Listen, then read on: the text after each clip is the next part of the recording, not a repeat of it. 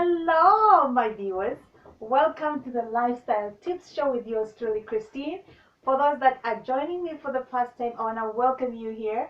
And for those viewers that have been following my previous videos, I want to thank you so much for your continued support. And I'd like to encourage you to invite some other friends to join us. All right. So, for today's topic, we're going to be talking about. I'm going to first ask you a question, or I'm going to let you take a guess just based on what we have here, right? I want you to take a guess and tell me what you think we're going to be talking about. Anyways, for those who do not, for those who are joining us for the first time, I do share lifestyle tips from various reputable magazines, like the magazine that we have today, which is the Alive magazine. Celebrate. It has to do with nature, health, and wellness. It's a wellness magazine. So for today's topic, I'm going to be talking about an activity based on what you see here, an activity that we for those who I believe it's a long the long weekend is coming up. That's the Easter weekend. And for those who celebrate Easter, you probably have already plans of getting together with family and, having some delicious meals. But given the fact that this weekend is 3 days, some people want more. They want to have more to it just than getting together and eating. So for those who do not celebrate Easter but you have the weekend open and you're thinking of things to do with the family, I have some idea today that I'm going to be sharing. So I hope you're ready. I hope you're comfortable. Let's roll. All right, so the topic I'm going to be sharing today is called birding.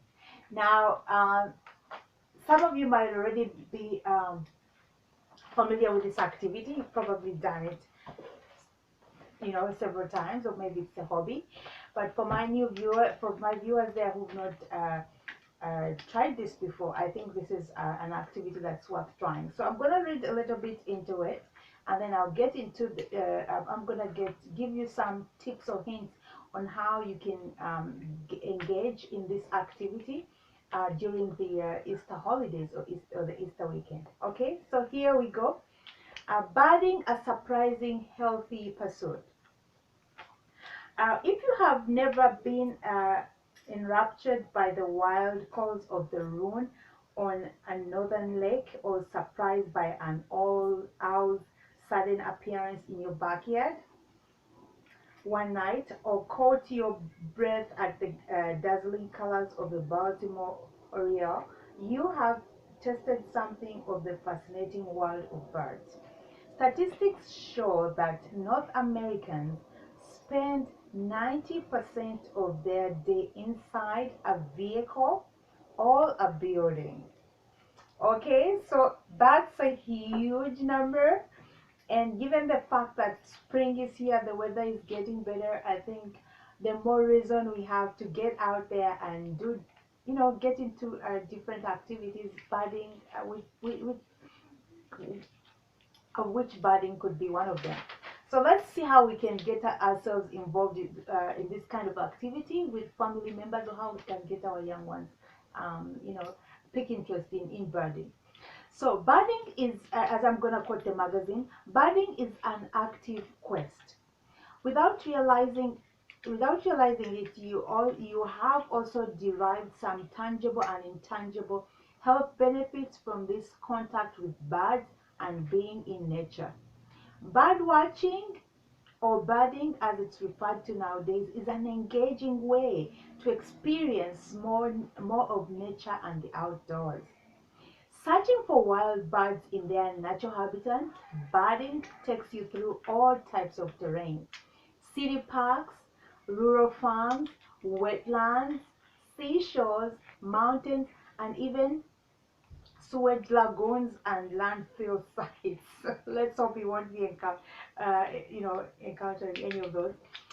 If not only it gets you walking, but also hiking, biking, canoeing, and even mountain climbing. In every season, in all types of weather.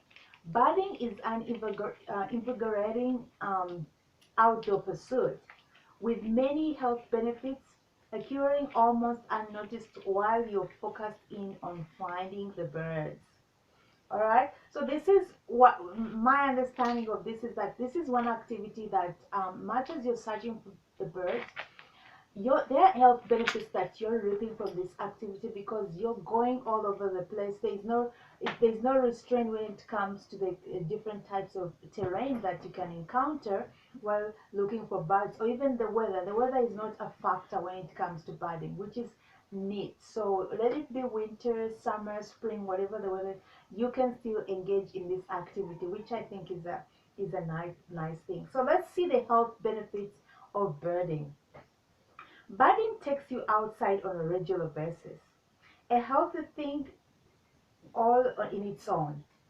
In a systematic view of a number of recent studies that compared walking to the same time or distance indoors versus walking outdoors, the participants scored greater feelings of rejuvenation and positive engagement. It decreases in tension, confusion, anger, and depression, and increased energy after they walked outside. This past May, the David Suzuki Foundation challenged Canadians to commit on spending 30 minutes in nature every day for 30 days. The purpose was to determine if a daily dose of nature was good for you, though they suspected this was the case. The research source indicates that time spent in nature reduced anxiety and depression. It decreased stress and increased energy. Other benefits included increased immunity, vitamin D production, improved weight loss, and fitness. It also reduced symptoms of attention deficit, hypertension disorder, and possibly lowered risk of diabetes, heart attack, and cancer. Henry David Thoreau was aware of the correlation between good health and being active outdoors more than 150 days ago in his working essay penned in 1862. He He mentioned his own need to walk outdoors for 4 or more hours a day to preserve his health and spirits, and was astonished at how his neighbors would stay indoors the whole day every day.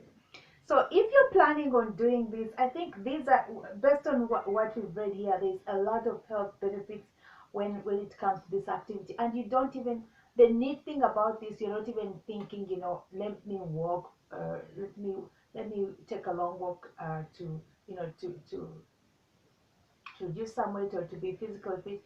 You're actually focusing on another activity, but while you're focusing on birding, there's other health benefits that you're reaping, which is the neat thing I find about this activity. So I'm gonna share some essential equipment if you're planning on, if you wanna try out this activity this long weekend, right?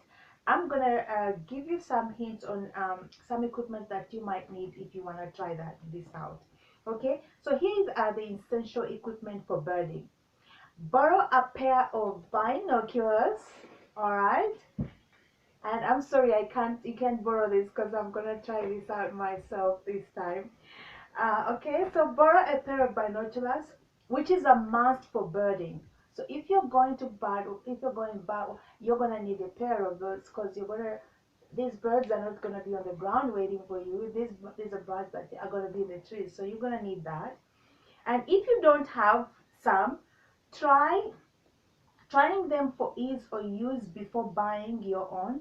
Look online for advice on buying a pair of birding.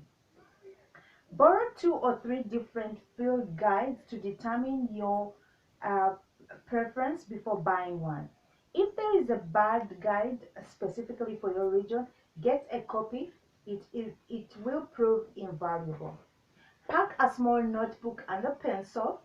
Wear appropriate outdoor clothing suited for the weather and the season. Include sturdy shoes and boots and a hat. Be prepared with natural bug repellent and sunscreen. All right. So those are some of the essential things that you're gonna need uh, if you're planning on doing this activity. And here are some of the things that you want to consider when if you're taking some young ones. Um, Even the youngest ones can be packed along for a hike, as based on the magazine here, while older children are charged with carrying the binoculars and field guide can challenge the adults in identifying a new bird. Birding adds a new dimension to a walk to the store. It gives reason for a long day hike, and lends more purpose for a vacation. So while you're at it, here are the things you wanna do: look, listen, and learn. Getting started in birding is as simple as stepping outside. It requires some basic, inexpensive equipment, as described in this magazine.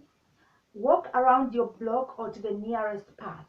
Birds are everywhere, and now you're making a conscious effort to notice them.